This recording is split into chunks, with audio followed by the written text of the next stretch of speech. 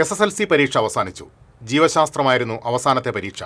പരീക്ഷ എളുപ്പമായിരുന്നുവെന്ന് വിദ്യാർത്ഥികൾ പറഞ്ഞു. പരീക്ഷ പൂർത്തിയാക്കിയ വിദ്യാർത്ഥികൾ പരസ്പരം ആശ്ലേഷിച്ചും വസ്ത്രങ്ങളിൽ ഓർമ്മക്കുറിപ്പുകൾ എഴുതിയുമാണ് സന്തോഷം പങ്കുവച്ചത്.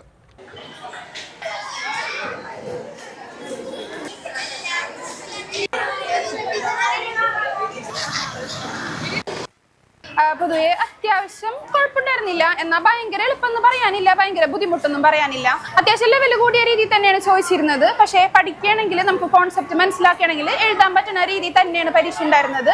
അതിൽ കുറച്ചും കൂടി ബുദ്ധിമുട്ടായിട്ട് തോന്നിയത് സോഷ്യൽ സയൻസ് ഒക്കെയാണ്. നമുക്ക് അറിയുന്ന ക്വസ്റ്റ്യൻസ് തന്നെയായിരുന്നു. പിന്നെ ബാക്കി അറിയാത്ത ക്വസ്റ്റ്യൻസ് ആയാലും ചിന്തിച്ചെഴുതാൻ പറ്റുന്ന രീതിയിലുള്ളവയായിരുന്നു.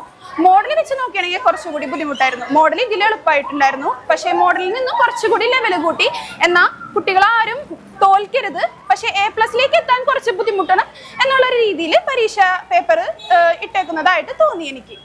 ഭാഷാ വിഷയങ്ങൾ പൊതുവെ എല്ലാവരും കുഴപ്പമില്ലാത്ത രീതിയിലാണ് വന്നത്. മോഡലിൻ്റെ അതേ ലെവലിൽ തന്നെയാണ് മിക്കതും വന്നത്.